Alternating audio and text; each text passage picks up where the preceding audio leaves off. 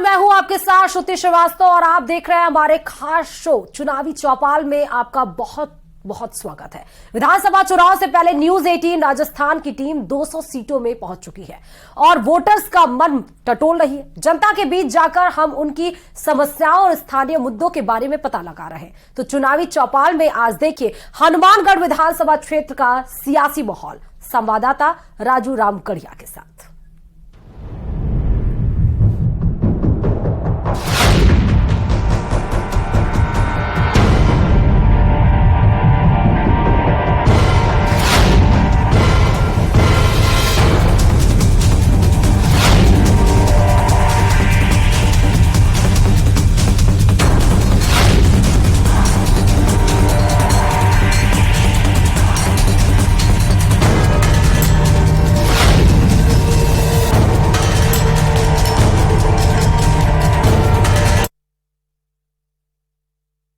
नमस्कार, मैं हूं राजू रामगढ़िया और आप देख रहे हैं न्यूज 18 का खास कार्यक्रम चुनावी चौपाल।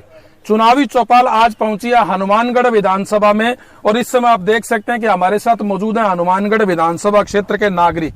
इनसे बात करते हैं हनुमानगढ़ विधानसभा को लेकर कि कितना इनको लगता है कि जो सरकार अभी राजस्थान में कांग्रेस की थी उसमें विकास हुआ या नहीं हुआ। क्या मुद्दे हनुमानगढ़ विधानसभा के, सबसे पहले आप बताएं कि जो अभी सरकार का कार्यकाल रहा गहलोत सरकार का, कितना संतुष्ट है हनुमानगढ़ विधानसभा क्षेत्र में कार्यों को लेकर? हम तो ये कहना चाहते हैं जी, हमेशा गवर्नमेंट का मुद्दा रहता है कि वे बेरोजगारों को रोजगार दो। शिक्षा दी जाती है गवर्नमेंट की तरफ से, बट वो शिक्षा में आगे काम नहीं आता। बहुत सी वैकेंसी, जैसे मैं फार्मासिस्ट हूँ, मेरी बी फार्मा की हुई है जो 2010 में। अब हुआ क्या लास्ट में कि गवर्नमेंट वैकेंसियां निकालती है, फिर जब चुनाव आ जाते हैं उन वैकेंसियों को दिखाती है कि भाई हमने इतनी वैकेंसियां निकाली है, पर धरातल लेवल पे उन वैकेंसियों में कितनी कंप्लीट होती है देखने की बात ये है। अब मैं कांग्रेस बीजेपी की बात करूं तो 2013 में हमारी वैकेंसी आई, वो निकाली गहलोत जी ने। अब 13 वाली वैकेंसी को बीजेपी की सरकार आई, बीजेपी की सरकार ने उसको 2017 में कंप्लीट किया। अब आप क्या देखते हैं कि 4 साल में सरकारों का तो कार्यकाल बदलता है, पर बेरोजगारों की 4 साल उम्र बढ़ जाती है। वहां उसमें कुछ कंक्लूजन हुआ, कुछ बच्चों का हुआ, कुछ का नहीं हुआ सिलेक्शन। उसके बाद निकाली फिर वापस बीजेपी ने लास्ट में जाते जाते दिखावे के लिए कि भाई हम वैकेंसियां निकाल रहे हैं बहुत सारी, फिर वो पोस्टरों में लगाई जाती है। 18 वाली वैकेंसी आप देखेंगे कि टिल डेट तक कांग्रेस का पूरा कार्यकाल कंप्लीट हो। वसुंधरा जी ने निकाली, अब कांग्रेस का कार्यकाल पूरा हो गया है। तो अब कुछ दिन पहले की बात है, पिछले साल हम सोच रहे थे बेरोजगार कि दीपावली हमारी बीजेपी सरकार अच्छी बनाएगी। अब इस बार हम इंतजार कर रहे थे कि आचार संहिता से पहले पीवी लिस्ट निकाली है, डीवी लिस्ट निकाली है, तो इसमें 8 कैडर है। अब आप देखते हैं स्वास्थ्य विभाग में हमारे स्वास्थ्य मंत्री ये कहते हैं कि हमने हेल्थ डिपार्टमेंट में इतना काम किया है, पर किसी लेवल का काम, आप कोविड की 4 लहरें आई, हेल्थ डिपार्टमेंट के जो एम्प्लॉई है सबसे ज्यादा चाहिए होते हैं, उसके बावजूद हेल्थ डिपार्टमेंट की वैकेंसियां गवर्नमेंट ने आचार संहिता से पहले अटका दी है। और 8 कैडर थे हेल्थ डिपार्टमेंट के, उसमें 7 की पीवी लिस्ट आ चुकी है और एक फार्मासिस्ट की पीवी लिस्ट भी नहीं आई। अब गवर्नमेंट से क्या एक्सेप्टेशन करते हैं, जब बंदे जाते हैं डिपार्टमेंट में तो वहां से मैसेज मिलता है कि अगर हमारी गवर्नमेंट रिपीट होगी तो इनको ज्वाइनिंग दी जाएगी। आप फार्मासिस्ट हैं, अगर हनुमानगढ़ विधानसभा की बात करें, यहाँ चिकित्सा सुविधाओं को लेकर क्या लगता है? यहाँ देखो, मैं पहले तो इसी की बात कर देता हूँ कि हमारे क्या होता है कि अगर सीधी बात कोई सीएम तक नहीं पहुँचती, हम यहाँ के एमएलए तक जाते हैं और ये बात पहुंचाते हैं कि सर ये काम करवाओ। मैं इसी मैटर के रिगार्ड, जैसे राजस्थान स्टेट फार्मासिस्ट एसोसिएशन का अध्यक्ष हूँ मैं यहाँ का जिला का, तो मैं 3-4 बार चौधरी साहब के पास भी गया। अब हम तो ये चाहते हैं कि जो बंदा आए, भले वो बीजेपी कांग्रेस का, क्योंकि इस टाइम में मेरी ये कंडीशन है जैसे चुनावी चर्चा हो रही है कि एक यंग बंदे जो बेरोजगार हैं ये सोच रहे हैं कि भाई कांग्रेस बीजेपी के अलावा किसी को दें या नोटा को वोट डालें। अब आप देखो कि हमारे जो भी आए, अच्छा बंदा आए। अब हमने 3 से 4 बार एमएलए साहब के पास मैसेज पहुंचाया कि आप सीएम साहब तक ये मैसेज पहुंचाओ, ताकि अगर आपका मैसेज पहुंचाए तो इन बेरोजगारों को ऊपर लेवल तक बढ़िया मिलेगा। अगर लोकल लेवल का एमएलए कोई अच्छी बात पहुंचाता है, जैसे बलवान पुनिया जी कोई मैटर पहुंचाते हैं, तो हम हमारे क्षेत्र की बात करें, बीजेपी का हो कांग्रेस का, अगर अपर लेवल पे पहुंचाता है तो पूरे स्टेट लेवल पर उनकी बहुत अच्छी गुडविल बनती है कि एक अच्छा काम करवाया उन्होंने।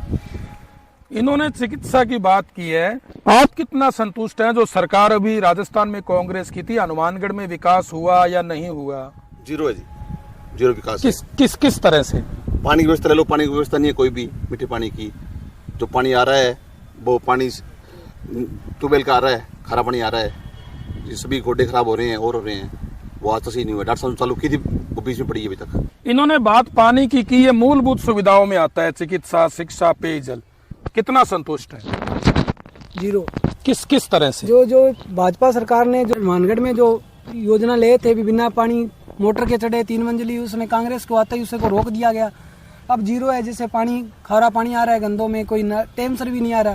तो इस कारण क्या है सुविधा? कुछ ही सुविधा नहीं है। आपको क्या लगता है कि जो ये मूलभूत आवश्यकताएं हैं व्यक्ति की और हर नागरिक की, ये पूरी होनी चाहिए? और जैसे इन्होंने कहा कि ये इनको नहीं लगता कि कहीं इस तरह का विकास हुआ है, क्या लगता है कि क्या कमियां रही हैं? बिल्कुल, हनुमानगढ़ की बात करें तो जितना विकास होना चाहिए था उतना विकास नहीं हुआ है। महंगाई की बात करें तो महंगाई में कहीं भी कोई कंट्रोल नहीं हुआ है। हर सब्जियों के दाम देख लीजिए, पेट्रोल डीजल में कहीं भी उन्होंने किसी प्रकार का कोई टैक्स कम करने का नहीं हुआ। व्यापारी वर्ग के लिए, हम जैसे बिजनेसमैन है, व्यापारी वर्ग के लिए कोई बेनिफिट वाली बातें नहीं हुई। हाँ, बीजेपी गवर्नमेंट में हमें काफ़ी इस चीज़ का बेनिफिट होता था। कोई भी चीज़ें हैं पेट्रोल और डीजल पे ही पूरी मार्केट रहती है और उसके अंदर कोई रेट वगैरह कम नहीं किए गए उसके। राजस्थान में कांग्रेस की सरकार थी, स्थानीय विधायक भी कांग्रेस से हैं और वो कई बार विधायक रहे हैं, पूर्व मंत्री भी हैं। और जैसा इन सब का कहना है कि विकास नहीं हुआ, तो कहीं ना कहीं आपको लगता है कि विधायक जो है वो उतना नहीं कर पाए जितना करना चाहिए था? देखिए, निश्चित रूप से हनुमानगढ़ की जनता ने उनको 3 बार मौका दिया, उनकी निष्क्रियता की वजह रही। हनुमानगढ़ आज अगर शिक्षा के क्षेत्र की बात करूं, हनुमानगढ़ जिले के एक भी कॉलेज के अंदर स्टाफ पूरा नहीं है। हनुमानगढ़ जिले के अंदर आप जिस तरह की बातें करते हैं, ग्रामीण इलाके के अंदर जो सुंडी से आज किसानों का नुकसान हुआ, सरकार के मुंह में दही जम गया। उन्होंने कहीं भी किसानों की सुध नहीं ली। हनुमानगढ़ जिले का किसान, भाखड़ा के क्षेत्र के किसानों ने आंदोलन किया। हनुमानगढ़ जिले के जनप्रतिनिधि 200 मीटर दूर पर बैठे रहे, उन्होंने किसानों की सुध लेनी जरूरी नहीं समझी। नागौर का सांसद हनुमान बेनीवाल किसानों के बीच आया और उन्होंने पंजाब सीएम के माध्यम से वार्ता करवाई। हमने प्रयास करके जनता के मुद्दों के बीच की लड़ाई लड़ी। हनुमानगढ़ ने पिछले 25 और 30 सालों के, जिसके अंदर राजस्थान के ट्रेंड रहा, 2 ही चेहरों को मौका दिया। दोनों चेहरों ने राजस्थान के अंदर गहलोत और वसुंधरा जी ने राज किया और यही डॉक्टर साहब और विनोद जी का यहाँ परिपाटी रही। पर दोनों चेहरों की मिली भगत का ये नतीजा रहा। आज हनुमानगढ़ राजस्थान के अंदर जाना जाता है तो उड़ता हुआ हनुमानगढ़ नशे के गढ़ का रूप में जाना जाता है। आज देश के अंदर हनुमानगढ़ जाना जाता है तो इस बात के लिए जाना जाता है, हनुमानगढ़ के अंदर देश में सबसे बड़ा पेट्रोल और डीजल है। बड़ी शर्मनाक बात है कि हमारे यहाँ के जिले के जनप्रतिनिधि इस और कभी भी कहीं कोई आवाज उठाते हुए नजर नहीं आते। विधानसभा के अंदर ये कहीं जाते होंगे तो कहीं हमें आज तक कहीं बोलते हुए सुनाई नहीं दिए। हनुमानगढ़ विधानसभा कृषि प्रधान है और इन्होंने एक बात की कि जो गुलाबी सुंडी का प्रकोप हुआ वो काफी बड़े स्तर पर हुआ है नरमा की फसल में। तो इसको लेके किसानों का यही कहना है कि जिस स्तर पर सर्वे होना चाहिए था, मुआवजा मिलना चाहिए था, अभी भी नहीं मिला। क्या कहेंगे आप? देखिए, सबसे पहले तो मैं किसानों पे आपकी जो बात का उत्तर दे देता हूँ। हमारे जिलाध्यक्ष और जो यहाँ के राज्य मंत्री हैं, दोनों ने ही कुलदीप रांका जी से मिले और जो सुंडी है, गुलाबी सुंडी की जो समस्या है उसको सामने रखा और उसके इसी दौरान आचार संहिता लग गई। और इसके अलावा जो किसानों के क्षेत्र में अगर देखा जाए तो भाखड़ा के अंदर 464 करोड़ रुपए का बजट नाले बनाने के लिए दिया गया। इसके साथ ही शिक्षा, स्वास्थ्य और रोजगार की बात करें तो एग्रीकल्चर कॉलेज, मेडिकल कॉलेज के अंदर 300 बेड का हॉस्पिटल और यहाँ पे कन्या कॉलेज, इतने विकास के कार्य यहाँ पे हुए हैं। और अशोक गहलोत जी की जो सरकार रही है, हर जन कल्याणकारी योजनाएं हनुमानगढ़ के अंदर पहुंची है। तो इसलिए मेरा मानना ऐसा है कि 5 साल के कार्यों को देखते हुए हनुमानगढ़ की जनता उन्हें फिर से वोट देगी। हनुमानगढ़ विधानसभा क्षेत्र में विकास, इस मुद्दे पर आप स्थानीय विधायक से कितना संतुष्ट हैं? देखिए, हनुमानगढ़ में अगर हम लोग विकास की बात करें तो एक छलावा सा है। बहुत से मुद्दे हैं। पिछली डॉक्टर राम प्रताप जब यहाँ पे मंत्री थे, पिछले जो उनका कार्यकाल था उसमें 272 करोड़ रुपए का एक पेयजल योजना थी जो शुरू होकर करीब 20% काम हो चुका था, उसको इन्होंने आते ही बंद कर दिया।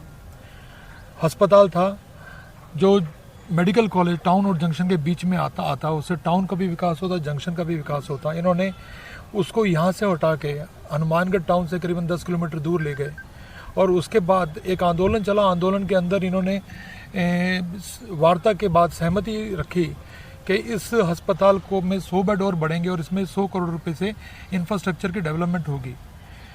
2 साल हो गए, एक नया रुपया नहीं लगा, सिर्फ बातें की, कुछ नहीं किया। आप पिछले कार्यकाल के देखिए, डॉक्टर रामप्रताप जी का जब कार्यकाल था, नहरों के विकास के लिए करीबन 3300 करोड़ रुपए का पैसा आया था यहाँ पर, जिससे इंदिरा गांधी पूरी जो नहर है इसको पूरी तरीके से, इसके जो बेस था उसको नए सिरे से उस पर काम किया। इसके चारों तरफ से जीर्णोद्धार इसका किया गया, जिससे टेल तक पानी पहुँचे, किसानों का हित वो ध्यान में रखा गया। तो इस सरकार ने सिर्फ बातें की हैं, कहीं भी आम आदमी को कहीं भी राहत देने की बात नहीं की है। बेरोजगारों को ठगा, बेरोजगारों को 3500 रुपये भत्ते की बात की थी। मेरे ख्याल से शायद हनुमानगढ़ में कोई व्यक्ति नहीं मिलेगा जिसे 3500 रुपये दिए गए। आप किसी भी चीज़ के ऊपर चलेंगे, सिर्फ बातें हुई हैं। मेडिकल कॉलेज का यहाँ तक, क्योंकि मेडिकल कॉलेज केंद्र की सरकार का एक वृद्ध योजना थी, जिसके अंदर हर जिले में मेडिकल कॉलेज आना है और उसका 60% पैसा केंद्र सरकार देगी, 40% राज्य सरकार देगी। सिर्फ हनुमानगढ़ नहीं, 23 जिलों में, राजस्थान के 23 जिलों में मेडिकल कॉलेज बन रहे हैं। बनना यहाँ पे था मेडिकल कॉलेज, इन्होंने बस ये किया, उसके खुद की मिली भगत, खुद को बेनिफिट लेने के लिए उसे शहर में बन रहा था, उठा के बाहर ले गए। उसके सिवा इन किसी भी चीज़ में इनका कोई योगदान नहीं रहा। इन्होंने हनुमानगढ़ को ठगने का प्रयास किया, हनुमानगढ़ को नुकसान पहुँचाने का प्रयास किया। विशेष तौर पर टाउन के साथ तो धोखा किया है। हड्डा रोड़ी थी, यहाँ पे कोयला लेके आ गए, पूरा कोयला आज बर्बाद होने की स्थिति में आ गया है। वहाँ के जो नागरिक है रात को सो नहीं पाते। इन्होंने अपने हित आगे रखे, आम जन के हितों को इन्होंने ठेस पहुंचाई है और ये लगातार इन्होंने 5 साल किया है। आपको क्या लगता है कि ऐसी क्या समस्याएं हैं हनुमानगढ़ विधानसभा की जिसका समाधान अभी भी होना बाकी है? सबसे बड़ी समस्या है मीठे पानी की, क्योंकि डॉक्टर रामप्रताप जी ने 285 करोड़ की जो लेके आए थे स्कीम, उसमें 20% कार्य हो चुका था। कांग्रेस गवर्नमेंट ने आते ही उसको बंद करवा दिया। डिग्गियाँ बहुत बड़ी बड़ी खुदी हुई थी, वो डिग्गियाँ आज भी जाके देख सकते हो, वैसी ही पड़ी है, उन पर कोई कार्य नहीं हो रहा है। उसको ऑफिस तक को बंद करवा दिया। विकास के नाम पर इन्होंने ये किया, जितने भी कार्य डॉक्टर रामप्रताप ने करवाए थे वो कंप्लीट होने के बाद इन्होंने पत्थर पे अपने नाम लिखाए हैं, इसके अलावा और कुछ नहीं किया। और विनोद जी के लिए जब जाहिर बात है भी काम में कम विश्वास रखते हैं, आराम में ज़्यादा विश्वास रखते हैं। इसलिए हनुमानगढ़ का विकास 5 साल के पीछे की ओर हो गया है। अब अगर भाजपा का विधायक जीतेगा, भाजपा की सरकार आएगी तो विकास का कार्य होगा, वरना अगर गलती से पुनः कांग्रेस की विधायक और कांग्रेस की सरकार आ गई तो हनुमानगढ़ फिर 50 साल पीछे जाएगा। हनुमानगढ़ विधानसभा में एक बड़ी समस्या है नशे की, नशा तस्करी, क्योंकि पड़ोस में पंजाब और हरियाणा है। इसको लेकर आपको क्या लगता है कि क्या राजस्थान सरकार के टाइम में या स्थानीय विधायक ने या पुलिस प्रशासन ने कोई प्रभावी कार्रवाई की है? देखिए, ऐसा है कि नशा जो है ना, वो तो इस वक्त हनुमानगढ़ की आप जिस चाहे गली में ले सकते हैं, ये स्थिति अब हनुमानगढ़ की हो गई है। आप शहर में ऐसे चौक है, एक ऐसा चौक है, मैं आपको दिखा सकता हूँ अगर आप चाहें तो। उस चौक को नशे वाला चौक कहने लगे हैं लोग। उस चौक पे आप जो चाहे मर्जी कैप्सूल वगैरह जो भी चाहिए आप वो नशा ले सकते हैं। पिछले दिनों एक प्रतिष्ठित अखबार में खबर छपी थी कि एक ब्रांच के नाम पर 3-3 ब्रांचें चल रही हैं और वो अभी तक चल रही हैं। इतना बड़ा वो जो खबर फ्रंट पेज पर छपने के बावजूद भी अभी तक वो अवैध ब्रांचें चल रही हैं। और यहाँ के जो विधायक जी हैं और नगर परिषद है, इन दोनों ने एक ही काम को लेकर के वो केवल श्रेय लेने का काम कर रहे हैं कि ये हमने किया, ये हमने किया, बाकी विकास के नाम पर कुछ नहीं हुआ। और नशा तो इस शहर के अंदर रग रग में बस गया है। आप देखेंगे युवा जो है वो यहाँ का वो नशे में मिक्स हो गया है। आप अधिवक्ता हैं और आप कानूनी रूप से जानते हैं कि जिस तरह से नशा बढ़ रहा है, कहीं ना कहीं क्या लगता है कि पुलिस उस प्रभावी भूमिका में नहीं है या कहीं राजनीतिक दबाव में है? मेरी समझ में राजनीतिक दबाव तो मुझे दिखाई नहीं देता स्पष्ट तौर पे, लेकिन पुलिस की भूमिका डेफिनेटली बहुत कमजोर है। पुलिस में आप जानते हैं इस बात को कि बीट सिस्टम बना हुआ है कि हर गली के लिए कांस्टेबल नियुक्त है, एएसआई नियुक्त है, जिन पर ये जिम्मेवारी है कि वो इस चीज़ को कंट्रोल करे। वो पुलिस का मैनेजमेंट प्रॉपर नहीं है। अगर है तो वो डेफिनेटली पैसा ले रहे हैं उनसे। पुलिस के सहयोग के बिना ये काम रेगुलर हो जाए, मेरा मानना ये नहीं हो सकता। तो इस काम में पूरी तरह से पुलिस का दोष है।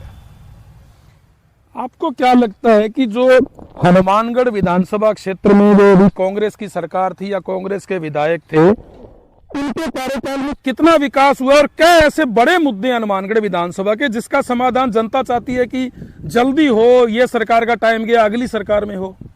देखिए, विकास की जहाँ तक सवाल है, अभी जो पूर्व वक्ता बता रहे थे रामप्रताप जी के टाइम में जो विकास की और चौधरी विनोद कुमार जी के टाइम में विकास की बात अपने अपने हिसाब से ये सब लोग कर रहे हैं। लेकिन यहाँ के खास मुद्दे जो 2 हैं, जो अभी वकील साहब बता रहे थे, वो मुद्दे नशा बहुत बड़ी समस्या है यहाँ की, और पेयजल की समस्या, और तीसरी जो पेस्टिसाइड का यूज़ हो रहा है वो तो चलो अलग बात हो सकती है, लेकिन नशा और पेयजल, यहाँ जो पेयजल से जनित बीमारियाँ हैं, बहुत ज़्यादा बीमारियाँ हो रही हैं, इस पर गौर ही नहीं किया जा रहा। और नशे की जहाँ तक सवाल है, अभी भाई साहब बोल रहे थे, तो ये नशा आपको एक चौक नहीं, हनुमानगढ़ तो उड़ता हनुमानगढ़ है, हर जगह उपलब्ध है। और जाहिर तौर पे ये नहीं लगता कि नेता लोग इसमें पॉलिटिकल इंटरफेरेंस रहेगा, लेकिन कार्य नहीं होना या उनका धरपकड़ नहीं होना। और जो दुकानों की बात चली थी कि 8 बजे के बाद में जैसे जो मेला सजता है दुकानों के पास में, तो वो क्या ऐसे ही सजता है? हम जागरूक हैं ही नहीं। और मैं आपकी परमिशन से एक बात और बोलना चाहता हूँ कि यहाँ पार्टी पॉलिटिक्स का मैटर ही नहीं रह गया, पार्टी विचारधारा ही नहीं रह गई है। कोई आदमी कहीं जाए कहीं बात करे, कैसे ही बात करे, और पैसे का बोलबाला के ऐसा सुन रहे हैं बातें। सिर्फ हनुमानगढ़ नहीं, ये ऑल ओवर इंडिया हो रहा है। जहाँ जहाँ टिकटें मिल रही हैं वहाँ पे असंतोष उभर रहा है। तो हम ये कहें कि ये पार्टी, ये आदमी, ये बेकार है, ये सही है, तो ये ज़्यादा उचित नहीं होगा। लेकिन सब हनुमानगढ़ वासी मिलकर अगर करेंगे तो ठीक हो सकता है सब कुछ। इनका कहना है कि पार्टी की बात नहीं है, बड़ा मुद्दा ये है कि पेयजल बड़ी समस्या है, नशा बड़ी समस्या है। तो ऐसे में आप स्थानीय विधायक की भूमिका को किस तरह से देखते हैं? इस कांग्रेस राज में कुछ नहीं हुआ जी, पानी की समस्या तो है ही। पिछले कार्यकाल डॉक्टर राम प्रताप जी ने सतीपुरा पुल का जो निर्माण चालू कराया था, अभी पूरे 5 साल होने चले, अभी तक वो निर्माण अधूरा ही पड़ा है, कुछ नहीं हो रहा। उनकी सरकार है फिर भी कुछ नहीं हो रहा। सड़कों का 5 सालों में पीछे, अभी पहले जो कंडीशन थी आज से 5 साल पहले, उससे कुछ सुधार है। और बात मेन गवर्नमेंट हॉस्पिटल की आती है, जो चिकित्सा सुविधा है, जो आम आदमी के काम आने वाली चीज़ है, जो एक शहर के अंदर थी, उसके बेडों की संख्या बढ़नी चाहिए थी, वो नहीं बढ़ रही। और उसमें जो काम होना चाहिए था हॉस्पिटल के अंदर, वो नहीं हो रहा। पहले अपने CMHO डॉक्टर साहब MP साहब थे, उस टाइम इन्होंने जन सहयोग से और पब्लिक ने, आम दानदाताओं ने मिलके जो इनका सहयोग किया और उसको आगे बढ़ाया। इनके जाने के बाद में वैसा कुछ देखने को नहीं मिला। इन्होंने एक बड़ा मुद्दा उठाया है चिकित्सा का, क्योंकि जिला चिकित्सालय हनुमानगढ़ टाउन में है और अभी भी कई मरीजों को रेफर किया जाता है। तो क्या लगता है कि किन सुविधाओं का विस्तार यहाँ होना चाहिए, क्योंकि जिले भर के मरीज रेफर होकर यहाँ आते हैं? देखो, जिले की जनसंख्या बढ़ रही है, जिला अस्पताल या कहीं भी कोई पहुंचता है, उसकी सबसे पहली सुविधा होती है कि उसे इमरजेंसी या कोई भी सुविधा मिले। लेकिन इन जो कागजी कार्यवाही है, इनमें चक्कर बड़े लगाने पड़ते हैं। इनको पता ही नहीं भी कौन से काउंटर पे जाना है, सुविधाएं मिलेंगी कहाँ। सुबह एक्सरे करवाने जाता है, अगर कोई व्यक्ति हड्डी टूटी है तो उसका एक्सरे शाम को जाके होता है। इतने में तो उसके साथ कुछ भी दुर्घटना घटित हो सकती है।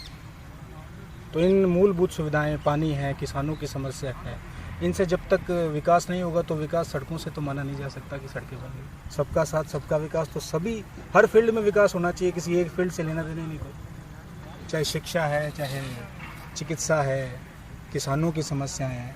विधायक पूरे हनुमानगढ़ को रिप्रेजेंट करते हैं, ना कि इंडिविजुअल किसी संस्था को या यूनिट को। तो सर्वांगीण विकास मेरे हिसाब से बिल्कुल, ये काफी मुद्दे निकल के आए हैं, चिकित्सा, शिक्षा, सड़क, पेयजल और किसानों की भी बात, क्योंकि कृषि प्रधान है हनुमानगढ़ विधानसभा। आप क्या कहना चाहेंगे कि कितना संतुष्ट है कि 5 साल में कुछ काम हुआ भी ऐसे क्षेत्र में या नहीं हुआ?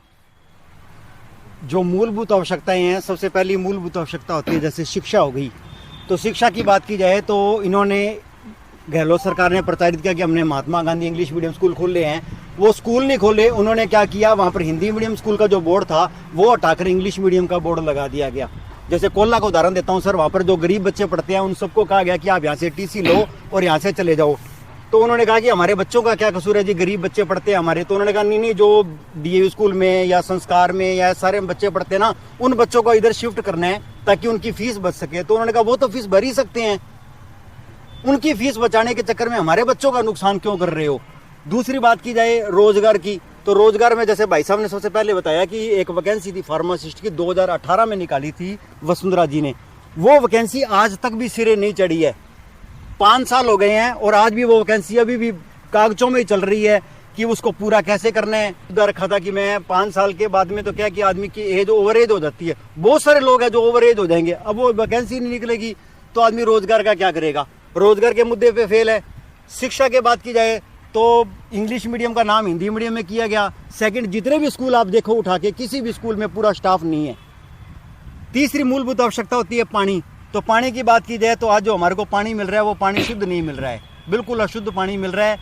और जो हमारी पेयजल की जो व्यवस्था थी पिछली सरकार में, हमारे डॉक्टर माननीय जो पूर्व सिंचाई मंत्री थे, उन्होंने एक पेयजल के लिए बहुत बड़ी योजना चलाई थी। उस योजना को भी 5 साल में एज इट इज पड़ा है। उसके बाद में रेलवे ओवरब्रिज था, उन्होंने उस टाइम स्वीकृत हुआ था 2018 के अंदर, वो भी आज 5 साल में भी पूरा नहीं हुआ है। यानी जितनी भी योजनाएं थी सारी की सारी वैसे पड़ी हैं। अगली हमारी सबसे बड़ी समस्या है वो कानून व्यवस्था है। अगर कोई आदमी मोटरसाइकिल खड़ा करके चला जाए ना और आधे घंटे बाद आए तो ये मान के चलो उसको गारंटी नहीं है कि उसको उसका मोटरसाइकिल मिलेगा। और रही बात उसके बाद में मोटरसाइकिल चोरी होने के बाद में जो अगर वो आदमी एफआईआर लिखाने जाता है ना तो उसकी एफआईआर भी नहीं लिखी जाती। उसको कहते हैं जी सुबह आना, परसों आना, कल आना, 3 दिन बाद आना, 2 दिन बाद आना। मेरा खुद का मोटरसाइकिल व्यक्तिगत रूप से बता रहा हूँ चोरी हुआ था और मुझे मोटरसाइकिल की एफआईआर लिखाने के लिए इतनी मशक्कत करनी पड़ी, मैं आपको बता नहीं सकता सर। पता नहीं कहाँ से सिफारिश करवाई, मेरे को कहते हैं जी मोटरसाइकिल तो आपका मिल जाएगा। मैंने कहा मिलना ना मिलना तो बात की बात है, लेकिन एक फॉर्मेलिटी होती है जी। मेरे को पता है मिलेगा नहीं, वो तो मेरे को ही पता है भी आपका क्या सिस्टम है, पर मैं एक फॉर्मेलिटी के तौर पर कि कल को बाई द वे उसके साथ में कोई ऐसी सिस्टम ना हो जाए तो मैंने वो एफआईआर लिखवानी थी बस। और उसके बाद फिर मेरे पे दबाव था कि आप इस एफआईआर को, इस केस को बंद कर दो। रोज फोन आता था भी आप इस एफआईआर, उसको केस को क्लोज करना है सर, केस को क्लोज करना है। तो मुझे 19 तारीख को, इसी 19 सितंबर को मैंने वो केस, मेरे को बार बार फोन आ रहा था तो मैंने वो, मेरे को कोर्ट में पेश किया गया। तो मेरे को जज ने पूछा भी क्या करना है, मैं कहा आप बताओ। तो फिर उन्होंने कहा भी आप इनको बता दो क्या करना है। तो मैंने कहा बताओ क्या करना है, कहते इसको क्लोज कर दो, जब मिल जाएगा तो मिल जाएगा। यानी कि कानून व्यवस्था की बात की जाए तो बिल्कुल खत्म हो चुका है। नशे की बात की जाए तो आप किसी को मर्जी पूछ लो, आज जैसे भाई साहब ने बताया कि ये जो नशे के अंदर जो हमारे हनुमानगढ़ की हालत हुई है, मेरे को लगता है ये सबके लिए चिंतनीय और दयनीय विषय है। कानून व्यवस्था भी बहुत खराब है। सब व्यवस्थाओं में मैं ये कह सकता हूँ कि गहलोत सरकार फेल रही है, चाहे वो शिक्षा का मुद्दा हो, चाहे वो चिकित्सा का मुद्दा हो, चाहे वो कानून व्यवस्था का मुद्दा हो, चाहे वो नशे पर रोकथाम का मुद्दा हो। ये थे हनुमानगढ़ विधानसभा क्षेत्र के नागरिक जिन्होंने काफी मुद्दे उठाए। चिकित्सा की बात हुई, शिक्षा की, सड़क की, पेयजल की, और खासकर जो बड़े मुद्दे निकल कर आए कि नशा जो है जिस तरह से हनुमानगढ़ विधानसभा क्षेत्र में बढ़ रहा है, और कुछ लोगों का ये कहना है कि कानून व्यवस्था इसमें पूरी तरह से विफल है। और खासकर एक बड़ा मुद्दा पेयजल का भी निकल कर आया कि पेयजल जो है स्वच्छ नहीं मिल रहा। वहीं चूंकि हनुमानगढ़ विधानसभा क्षेत्र कृषि प्रधान है तो गुलाबी सुंडी का मामला भी उठा, जिसमें कुछ लोगों का कहना है कि कोई राजस्थान सरकार ने गंभीरता से इसको नहीं लिया। वहीं कुछ का ये कहना है कि सरकार ने अपने स्तर पर सर्वे शुरू किया और जल्दी जो है मुआवजा मिल जाएगा। राजू रामगढ़िया, न्यूज 18 राजस्थान, हनुमानगढ़।